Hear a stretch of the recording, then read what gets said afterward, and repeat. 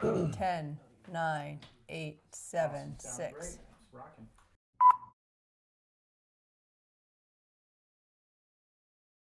We started hanging out, lifeguarding, and then I got a puppy. and then we started dating. And I brought the puppy by. And that's when it started. We first moved to Richmond in 2000. So we graduated in 99, and we were out in Kansas for a year. And so we moved from Kansas to Glen Allen. Then in 2006, myself and 2 other practitioners decided to go off on our own and start our own company. So I was a business owner, equine veterinarian, and all the while training and competing in triathlons. Every day I would get up, I would do my workout, be it running, biking, swimming, and then hit the road and see my appointments at the horse farms in and around the Richmond area.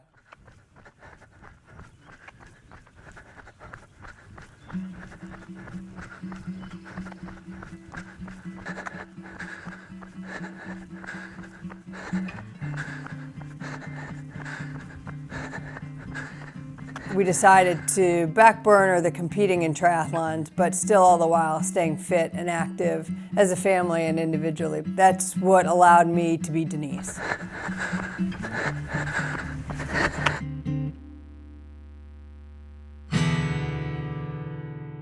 June 5th, 2016. It was a Sunday morning, summertime, bright and early. I got up for a run, got up at 5:30, left the house before 6 o'clock. Left Ben sleeping, the 2 boys sleeping, and I was less than a mile from the house when an individual crossed a double yellow line, struck me from behind, driving 65 miles an hour, and threw me into a farmer's field where I laid unconscious.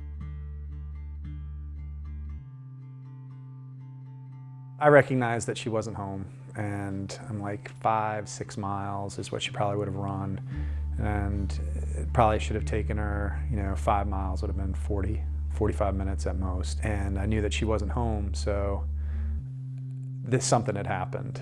And I got the boys together. I was gonna go find her. I didn't know what I was gonna do once I found her because I knew the boys were gonna be in the car. And so that was scary, but I knew that I needed to get to her. And as soon as a deputy pulled up, I knew that something had happened, so I just asked where she was. We're lucky enough to be a mile from 2 firehouses, so both firehouses responded, and the firefighter that got off the truck first identified that I was in grave danger and immediately activated the med flight plan.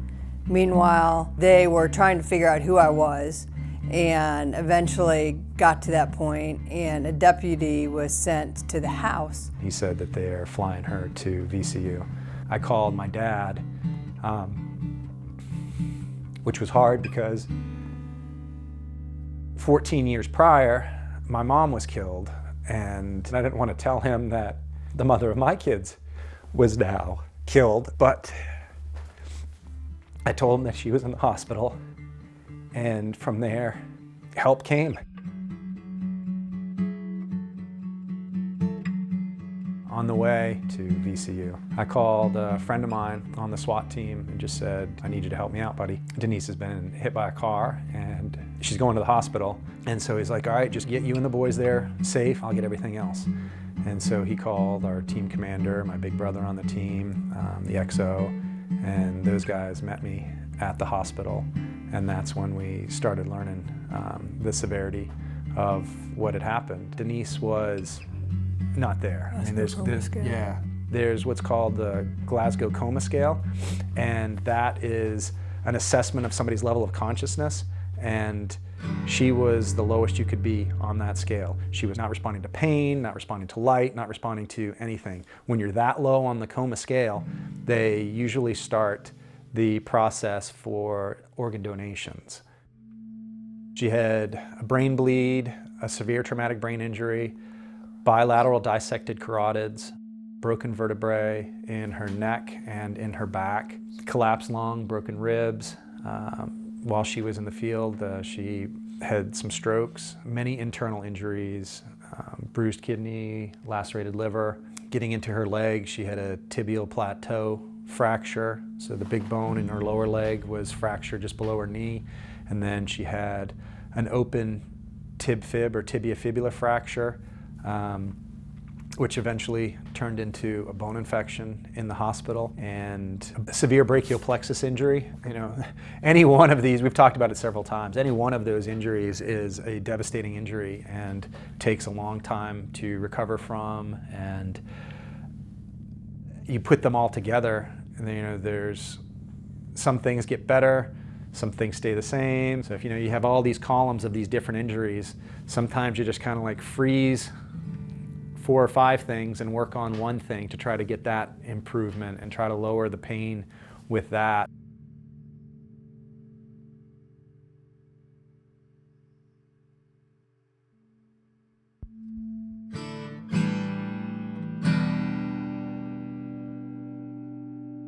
Hi Gav, hi Cormac. Have a good day at school. Have a good day at school. Have fun in your PJs. Have fun in your PJs. I love you, boys. I love you. With all those injuries, she ended up spending 40 days in the hospital. She came from basically nobody to back to Denise over the course of those 40 days. And it was a slow progression, but each day there was something more. 14 days in from the incident, June 19th, Denise knew who her boys were.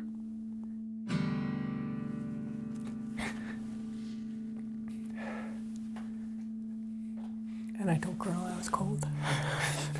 And, you know, I would try to ask more and more about what's going on in her life to try to see. Like I'd ask about my dad. I said, who is that guy? And she says, I don't know, but I know he's important. And the Colonel is important. Funny story about him. So it's Gavin and Cormac are his only grandkids, and so he likes to pretend that he's a gruff, grumpy old man, and sometimes he is. But so when Denise was pregnant with Gavin, I asked him, you know, what do you want to be? Do you want to be Grampy? Do you want to be Grandpa? No, you know, what do you want to be called? And he was like, how about the Colonel? Careful what you wish for. And so to this day, he's the Colonel. My dad came down. He took care of a few things that he needed to take care of at home. And then he moved down here for June, July, 3 months. Denise is the strongest person I know. We can't change what happened. We need to be able to focus on what we are able to control. Hi Gavin. Hi, Cormac. Hi Cormac. I love you guys. Love you. I would whisper in her ear, I can't do anything for you right now, but as soon as you get out of here, you're going to get to where you want to be. I've always been, this is what needs to happen, and we're going to get there. And so that's been my mentality through this recovery. Hello, Richmond SWAT team. Thank you so much for all of your help for the Toderico family. I'm home now. Woohoo! Hope to see you guys soon. Take care. Bye-bye. When she first came home, she was in a wheelchair. She was non-weight bearing for basically 120 days because of the injuries to her leg and to her back and her neck. Anywhere that we went, I had to be worried about bumps if we were driving because it would hurt her neck or her arm. If she was in her wheelchair, we had to worry about transitions from room to room. If there was even a little bump, that little jar would hurt her neck, hurt her arm, hurt her back. And then we had the 2- and 4-year-old savage little monkeys. Actually, Gavin turned 5 the day she was discharged from the hospital. So we had his birthday party in the hospital. Yeah, we had Batman masks. Everybody had Batman masks on in the hospital. But once she came home, you know, it was all about getting Denise back. You know, we had her back to some degree mentally. With the severe traumatic brain injury, you have no idea what's going to happen afterwards. You have no, it's, you know, lifelong. So you have no idea what's going to happen down the road. So a lot was on my mind. I would review research and literature and try to get up to speed on everything that I could.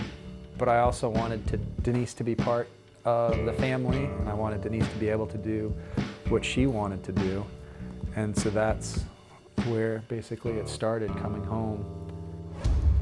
More than a year after she was hit by a car while out for a jog and left for dead, a Hanover mom is running again. Next week, Dr. Denise Gorondy will take part in the Lloyd Family Farm's full 5K run. She opened up to Colleen Quigley about her road to recovery.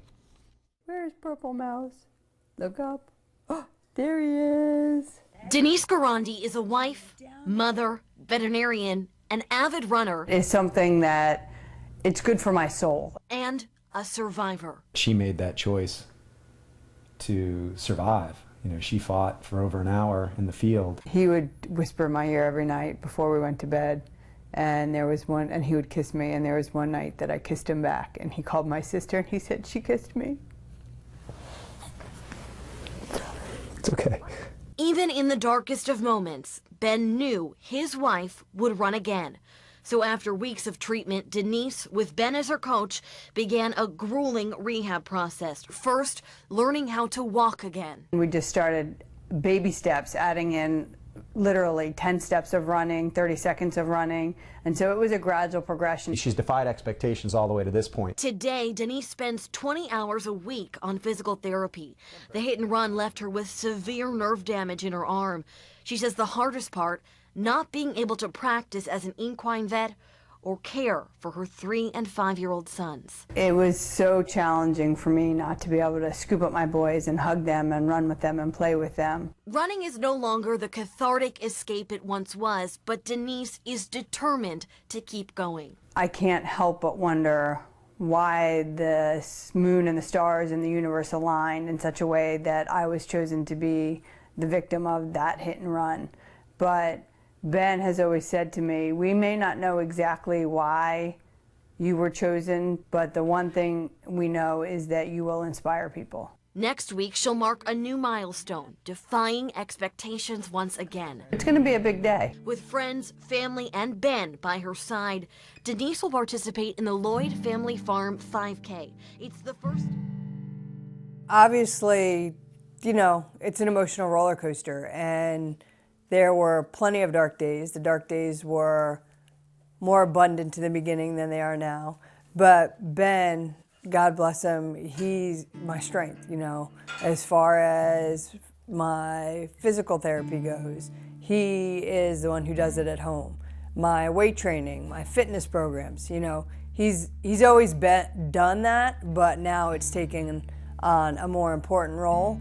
But he's always been my rock. And so when I would have those dark times of, you know, why me or woe is me, he would say, you can visit those dark places, but you're just a visitor. You have to pass through and you have to come back. And so that's kind of been our mentality the whole time. To be a business owner, a successful professional, mother of 2 boys, happy wife, happy house, and have that all change in an instant, it's a challenge, you know, and there are not many times that I think about all of that together. So yeah, it's hard. We're not there yet, we're on a journey, but we'll get there.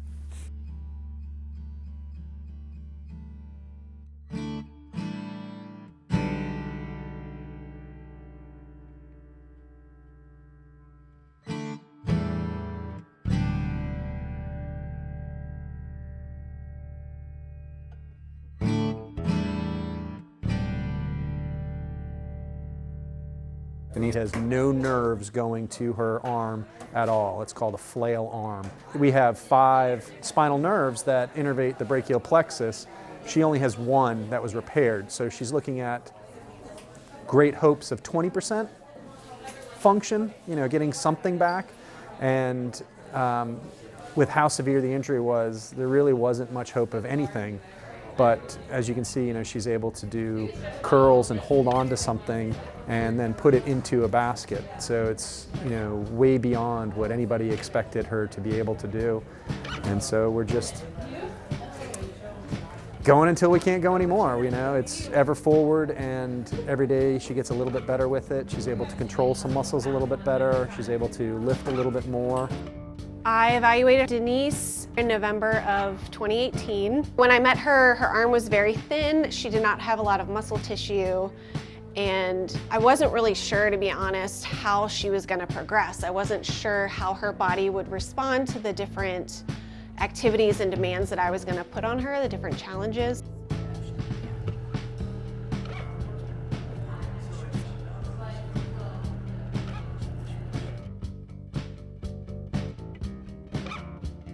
I've been so inspired by her resilience and her push and their Everforward mindset. So it really motivates me and inspires me as a therapist. I knew that they were talking about wanting to get back into 3 different sports that you need to do triathlons. It pushes me that much more to really fight for her recovery and where she can go from here.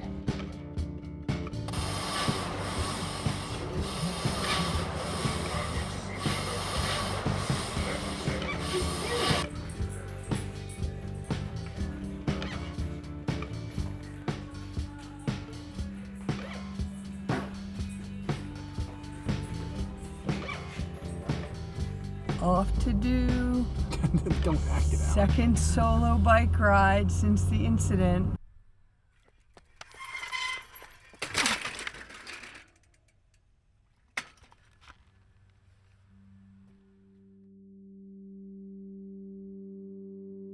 Not my fault. I'm just kind of watching her walk and assessing, you know, what moves, what doesn't move, what could move better, and then improving her connection to the floor, how she's organized in gravity. And so that's kind of what rolfing is about.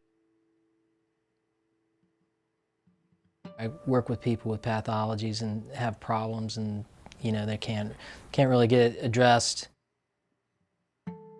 My practice was actually full when she called. She told me her story, and I think she's absolutely remarkable. In the beginning, when I became a rolfer, somebody in school just told me and said, you know, just envision what kind of people do you want to work with. One thing I wanted was people that want to work. People that want to work to get better, and she personifies that.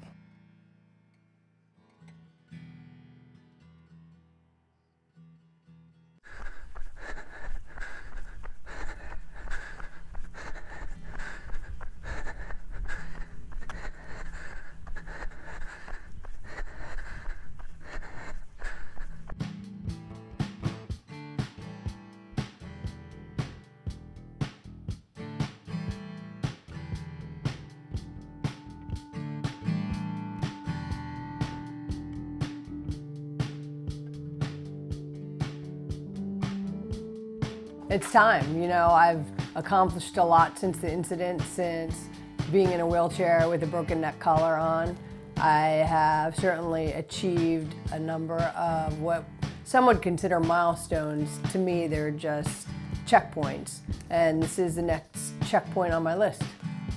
It's not so much to prove to myself that I can do it, because I know I can do it. It's to challenge myself to do better and inspire others. Our fight against an invisible enemy has turned life in America upside down. As we come on the air tonight, there are several major developments in the COVID pandemic crisis we need to tell you about. They canceled the Smith Mountain Lake Triathlon.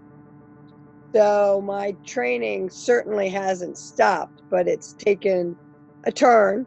I can't get in the pool because all the pools are closed. We have not bought the new bike that we are planning to buy. And so I'm still riding the trainer 2 or 3 times a week, running 3 times a week, lifting 3 times a week. My regular appointments, rolfing, physical therapy. I'm doing virtual occupational therapy, and I found a new acupuncturist that I love. And so we have put a down payment on a new RV trailer that we are going to travel the country and homeschool on the road. Why not?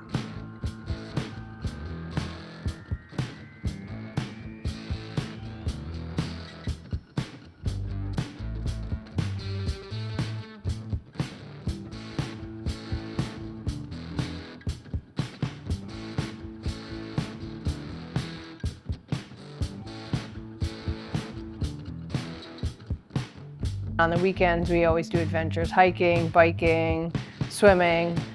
So we're basically continuing with that schedule.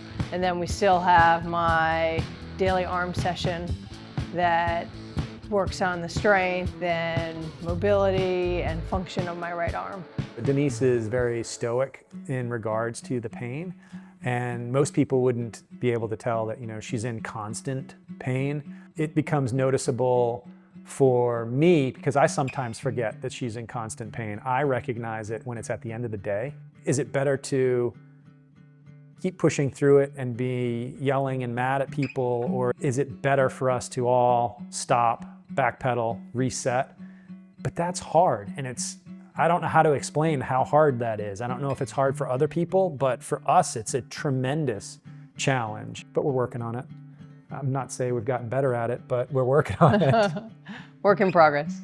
I grew up riding horses, taking lessons, and it was a good thing for me to have growing up. Horses are very majestic and they're very honest. If you are kind to them, they'll be kind to you.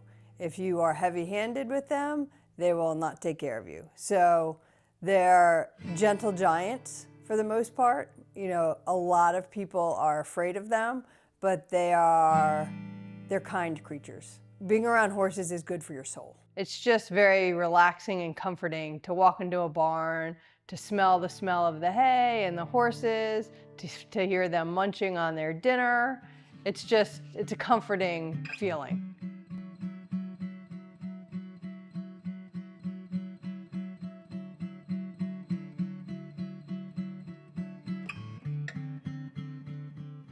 Denise, has arthritis in her hip has progressed to the point that now it's pretty much constant pain. So I went to get my hip injected and he radiographed it, and he came back in the room and he said, "So you don't need a hip injection, you need a hip replacement. I can do it now or I can do it when you're ready." And I said, "Well, I'm not doing a hip replacement, so can you inject it?" He said, "No, I cannot."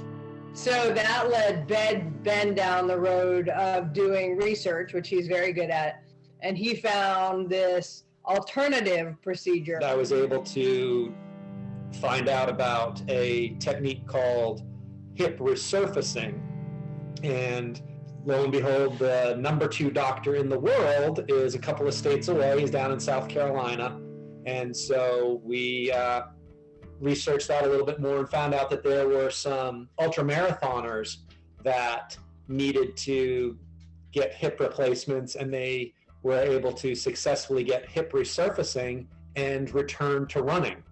The mixed bag of it is that she will be back into a wheelchair and we got to start from scratch. But the positive aspect of it is, whereas before we didn't know what we were doing, we were just going to try everything that we could think of that would work and then take the best path there. Well, now we know what worked for Denise, so we'll probably have to change a few things here and there, but we know what it looks like, right?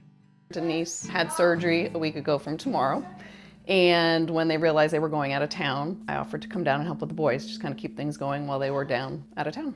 So Gavin has his cotillion mother-son dance today, and when Denise realized that her surgery was going to fall a week before, she called me and said, could I come down and not only help, but could I stay for the dance? And we all have stuff we deal with. Some of it may be more physically obvious. Some of it might be internal that people outside don't know, but we don't get to pick always the path we're on because things around us, people's decisions and actions affect us. But I've learned from both she and Ben, we get to determine how we respond. One of the nurses in South Carolina, I shared with her a video that was created for the Shining Light Gala when I was 2017 honoree. And she said, "God made Ben for you." And it just might be true. I wouldn't be where I am today without him. With the incident and with how strong of a man he is and how caring and dedicated, he's amazing. So he's supported me, he's guided me, he's instructed me. He's written all of my recovery routines as far as workout goes. He's a big part of why I am today. And certainly I am dedicated and driven, but he has shown me the road. And so he is the key to the recovery team. And then there's the boys. You know, Ben has said that he thinks that I didn't just languish and pass away in that field during the incident because I didn't want him raising our boys to be monkeys. He wanted there to be some civilization in their lives. But the boys, they provide life and energy and fun. You know, everything they look at, it's just fun. And so I appreciate that about them. Listen up. Chip off. For a long time, Denise and I kind of thought about it. We're like, we're nothing special. You know, we're just everyday people. We just figured out a way to get through this. And I've been doing resiliency talks for the tactical athlete community. And through that, I've realized that, yes, we are everyday people, but what we figured out and how we got through it is not something that everybody knows how to do. We're figuring out a way to share what we did so that hopefully we help other people with it. The incident happened. We can't go back and say what ifs. And I guess in some way, shape, or form, part of me thinks that maybe someday I will get function of my arm back. You have to have that little bit of hope to continue to work at it. I don't think about the loss that often. And it still does make me sad, but yeah, I have to live in the moment. You know, I can't go back. Ben decided very early that none of this was about the individual who was driving the car who hit me and left me on the side of the road for dead, that it was going to be about our family and that it was going to be about positivity. And that's when Ben started the family tradition of What's Your Positive, where every night we go around the table and anyone can start it and you ask a family member or a guest, what's your positive? And they can say one thing from the day or they can say 5 things from the day. And by the end of it, everyone's going, ooh, addendum, ooh, yeah, that too. And if we can inspire one person through all this to look for the positive in their day and to find something positive, then we've accomplished our goal. Even if it's as much as, I had a good cup of coffee this morning. It changes your mind frame and it changes your mentality to look at things from the good side versus the bad side. Because you can always frame things in a negative way. Our society does that in overdrive these days. But if you flip the coin and you look at it from the other side and you find the positivity in it, then we've accomplished our goal.